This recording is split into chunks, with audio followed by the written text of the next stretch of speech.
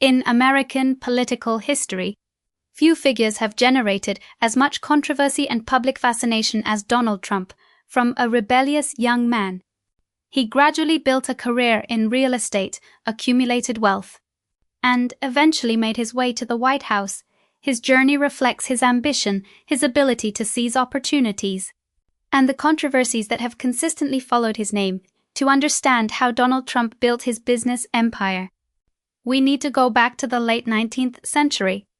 When the foundations of the Trump family in America were first established, Donald Trump's grandfather, Frederick Trump, was born in Germany and immigrated to the United States around 1885. He traveled to the Monte Cristo area, which was caught up in gold rush fever.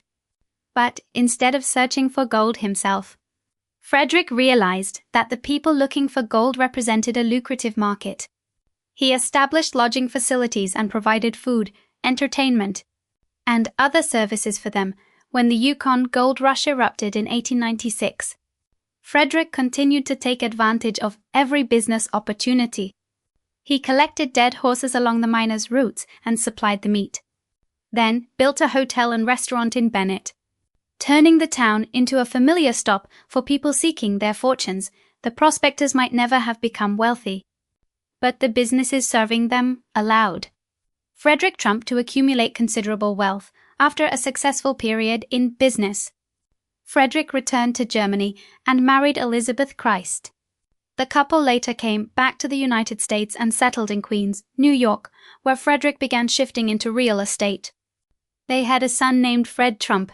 However, Frederick's career came to an abrupt end in 1918 when he died during the Spanish flu pandemic. He left behind a 12-year-old son and unfinished real estate plans.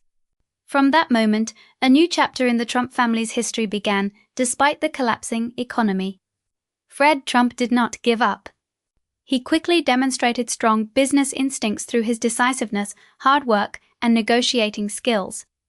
During the Great Depression of the 1930s, Fred recognized the enormous demand for affordable housing and took advantage of government assistance programs to build thousands of homes at optimized costs. His efficiency even earned him comparisons to Henry Ford of the home-building industry. These achievements became an important foundation for the real estate empire the Trump family would later develop. Donald Trump was born in 1946, by which time his family had already established a substantial financial foundation. But what he inherited from his father was not merely money. It was also a fiercely competitive philosophy of success. Fred Trump emphasized competition, strength, and the ability to win, while viewing weakness as something to be avoided. These ideas had a profound influence on Donald, instilling in him the belief that winning should always come first. From an early age, Donald was known as a stubborn and difficult child. He frequently got into trouble at school and even once struck a music teacher. When Fred discovered that his son had purchased a switchblade, he decided that Donald needed a different environment.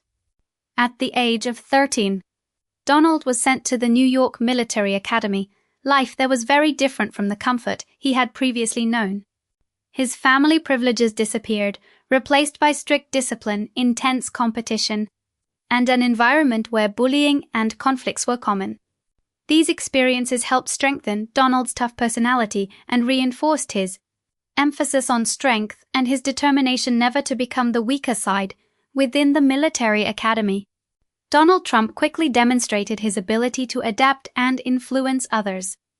He became one of the more prominent cadets, most notably leading a parade on Columbus Day in 1963. His years at the academy helped shape the decisive, tough, and confrontational personality that would later become a defining feature of his leadership style. However, in the family plans, Trump's not initially the preferred choice.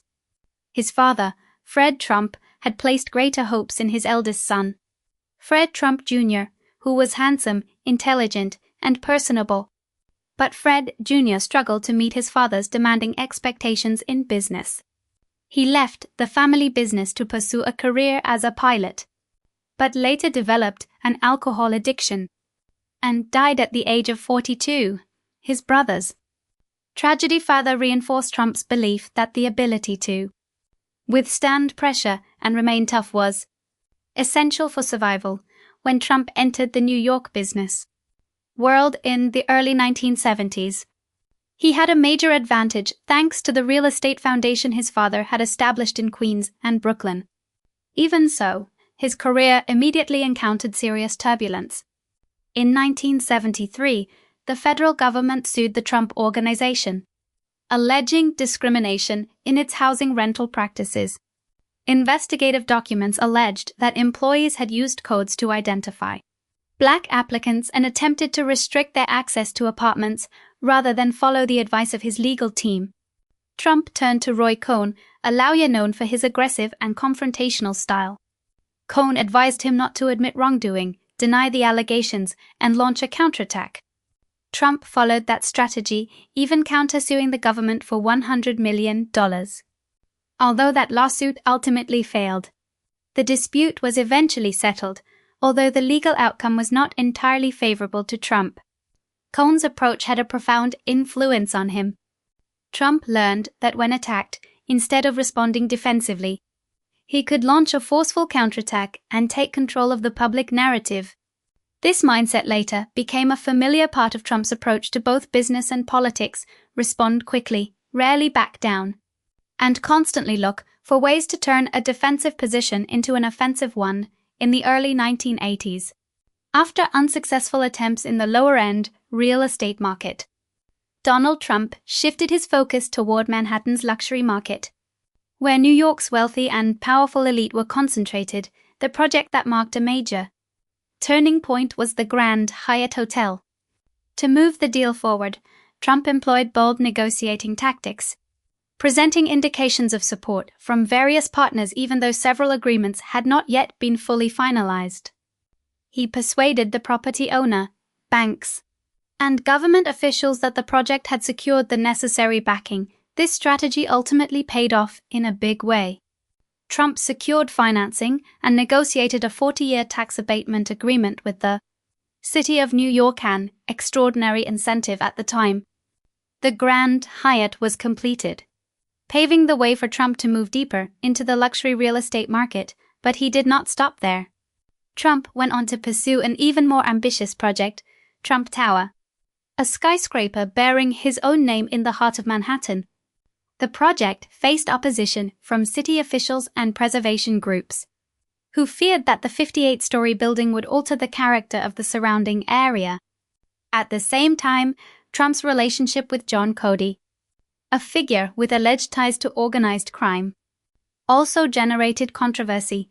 Despite the opposition, Trump Tower was completed in 1983 and quickly became a symbol of wealth, luxury, and power. The success taught Trump an important lesson: his own name could become a valuable business asset. From that point forward, building his personal brand became a central part of Donald Trump's business strategy. Entering the 2000s, a series of Trump-branded ventures including Trump University, Trump Vodka, Trump Steak, GoTrump.com, and Trump Mortgage failed to meet expectations. Once known primarily as a prominent businessman, Trump increasingly became associated in the public eye with debt and business failures. At one point, he faced the risk of bankruptcy and relied on family assistance to address some urgent financial obligations. Nevertheless, Trump continued working to preserve his image as a successful businessman. One notable move was taking his business public under the stock ticker DJT. The stock surged after its debut, giving him access to additional capital and allowing him to restructure certain assets. Although the share price later experienced severe declines, the structure still helped limit some of the direct financial risk to Trump personally after emerging from this period of crisis. Trump faced an even bigger challenge: rebuilding his personal brand. Reality television became the tool that helped him accomplish exactly that. In 2004, The Apprentice premiered and quickly turned Trump into a familiar television personality for millions of Americans. His catchphrase, "You're fired," became one of his defining trademarks. Although the show contained elements of staging and entertainment, it successfully cultivated an image of Trump as a powerful, wealthy, and decisive boss. Over multiple seasons, Trump not only attracted a large audience but also built a loyal fan base beyond television. Trump further reinforced his image of luxury and glamour through the beauty industry, particularly the Miss Universe pageant. These events helped associate his name with wealth, fame, and high society. Notably, the 2013 Miss Universe pageant in Moscow also brought Trump into contact with a number of wealthy and influential figures in Russia. Those connections later became a controversial subject and featured in various allegations and speculation surrounding his presidential campaign, alongside his business career and beauty pageants. Donald Trump's personal life also remained a constant subject of media attention. He has been married 3 times. In 1977, Trump married Ivana Trump, but the couple divorced in 1992 following his affair with Marla Maples, who later became his second wife. That marriage lasted about 6 years. In 2005, Trump married model Melania Nuss.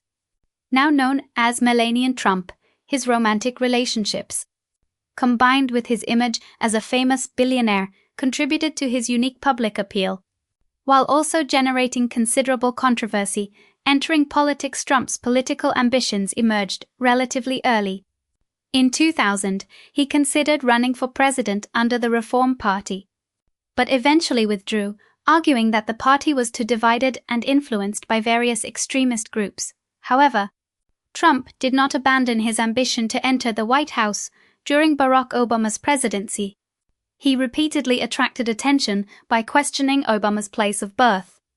Although those statements drew widespread criticism, they also brought Trump an enormous amount of public attention. A memorable turning point came at the annual White House Correspondents' Dinner, where Obama publicly mocked Trump in front of a large audience.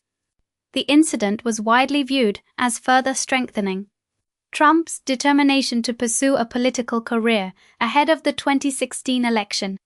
Trump did not immediately rush into a full-scale campaign. Instead, he used Twitter to test different messages and gauge which issues generated the strongest reactions from voters.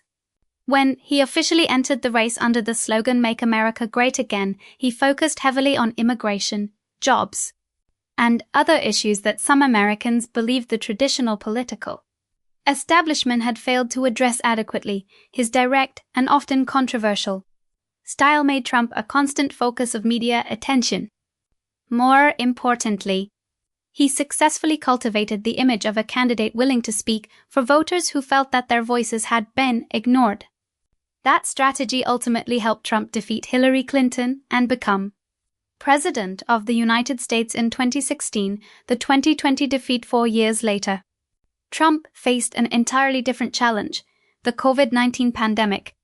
His administration's handling of the public health crisis became one of the most fiercely debated issues of his presidency. Trump often made optimistic assessments about the course of the pandemic, while many health experts warned that the situation could become far more serious.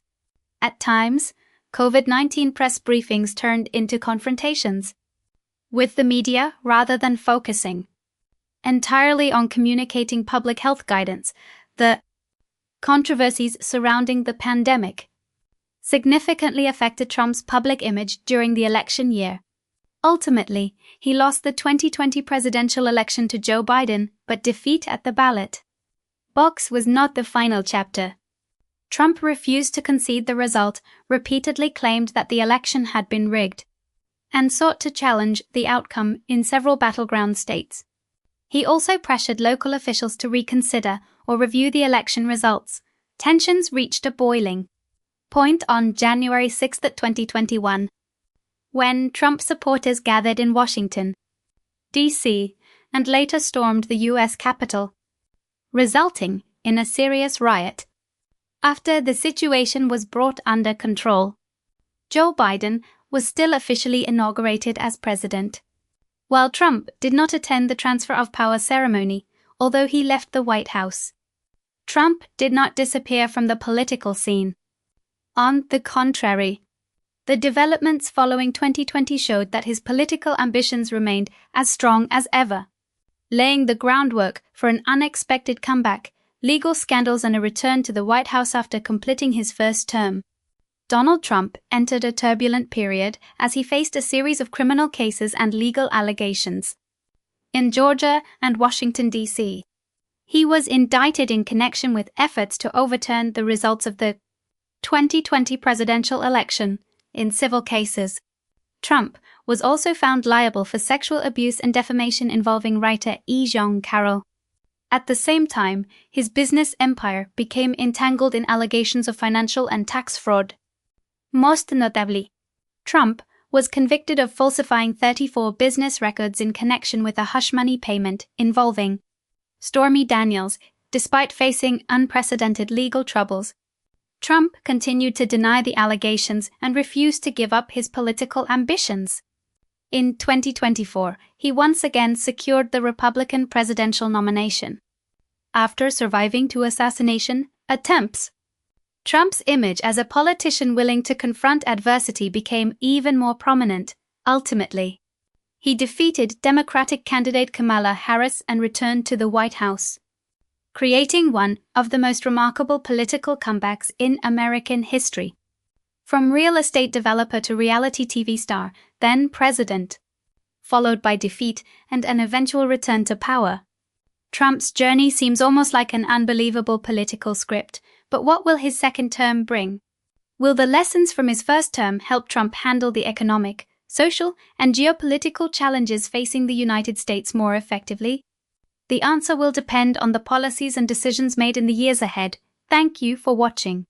If you enjoyed this video, don't forget to like, share, and subscribe to support the channel.